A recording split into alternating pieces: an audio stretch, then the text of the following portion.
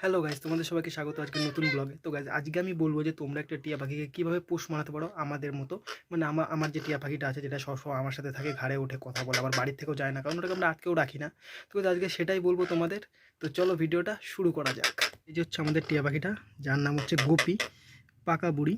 তো গাইজ ওকে যখন আমরা ছোটোবেলায় ধরি, মানে যখন একদম ও ছোটো ছিল, ওর গায়ে এরকম মানে লোমও ছিল না, একদম পুরো সাদা ছিল চামড়া। তো তখন আমরা ওকে প্রথম প্রথম একটা খাঁচায় আটকে রাখতাম। যে খাঁচাটা হচ্ছে ওই যে খাঁচাটা, এটার মধ্যে আগে আমরা ওকে আটকে রাখতাম। তো ওই খাঁচাটার মধ্যে আমরা ওকে মোটামুটি 2 থেকে 3 মাসের মতো আমরা আটকে রেখেছিলাম, মানে যতক্ষণ হাঁটতে ফাটতে পারে। কারণ আমরা যখন ওকে প্রথম এনেছিলাম, ওই যে গাইজ ওখানে আছে, তো আমরা যখন ওকে প্রথম এনেছিলাম তো তখন ওর মানে চোখও ফোটেনি, হাঁটতে মারতেও পারতো না, অল্প মুখ দিয়ে মানে যখন খিদে পেতো তখন অল্প স্বল্প আওয়াজ করতো।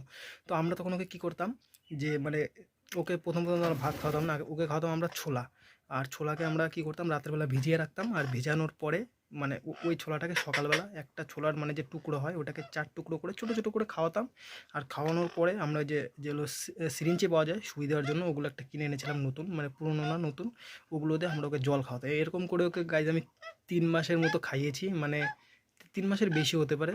আর ওকে দিনের মধ্যে প্রায় 20 থেকে 25 বারের বেশি খাইয়েছি ওকে আমি ওরকম করে। আর গাইস পুরো মুখের অবস্থা খারাপ হয়ে যেত, তো ওরকম করে ওকে রেখেছি।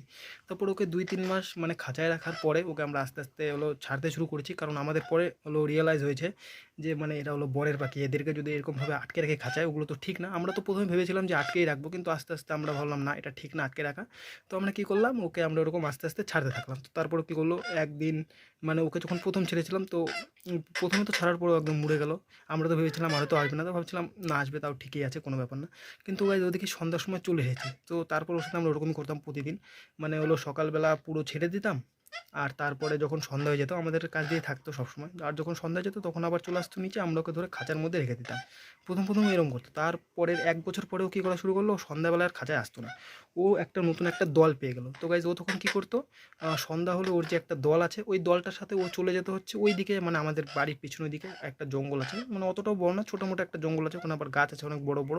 তো ওর যে টিমটা ছিল ওই টিমের সাথে চলে যেত ওইখানে, আর ওইখান থেকে আবার সকালবেলা চলে আসতো ওর টিমটার সাথে।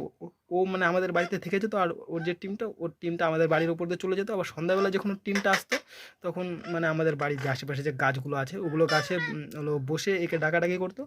তখন আবার মানে তখন মানে চাই কিছু করে থাক, ওর হলো টাইম আছে একটা, মানে সন্ধ্যা 5টা থেকে 5:30টার মধ্যে টিমটা আসে, একদম ওদের টাইম পুরো পারফেক্ট। ওই টাইমে আসবে, একে ডাকবে গাইস, আর এ চলে যাবে ওদের সাথে।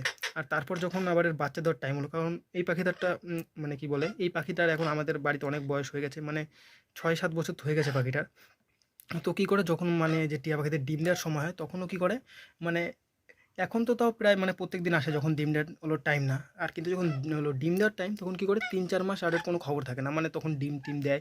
তারপরে যে ওর বাচ্চাদের খাওয়াতে হয়, তো ওগুলো কাজে গাইজ একদম পুরো বিজি থাকে। আবার যখন মানে টিয়ে হয়ে যায়, মানে ডিম ফুটে বাচ্চা বেরিয়ে যায়, অল্প খাওয়া টাওয়া শেখে, তখন গাইজ এর সাথে মাঝে মাঝে এর বাচ্চাগুলো চলে আসে। আর এর বাচ্চাগুলো তো আমাদেরকে চেনে না, তো ওরা তো উড়ে চলে যায়। আর এই যে পাখিটা আছে, এই গাইজ আমাদের সাথে মানে থেকে যায়। তো এখন সারাদিন থাকবে। এখন কয়টা বাজে, এখন বাজে হচ্ছে গাইজ দুপুর 2টো। আর গাইজ 3 থেকে 3.5 ঘন্টার মতো থাকবে।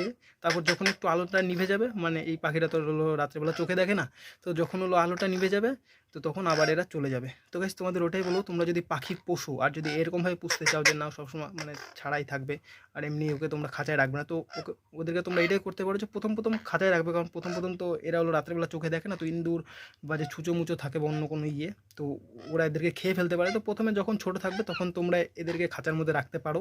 আর গরমের সময় আমরা কী করতাম, যে গরমের সময় আমরা যে কী বলে, যে গাড়িরগুলো মোটরগুলো পাওয়া যায় না ছোটো ছোটো, ওগুলো মোটর দেবো একটা ফ্যান বানিয়ে দিয়েছিলাম, কারণ ওই সময় মশাটা আসতো, আর গায়ে তখন লোমও হয়নি।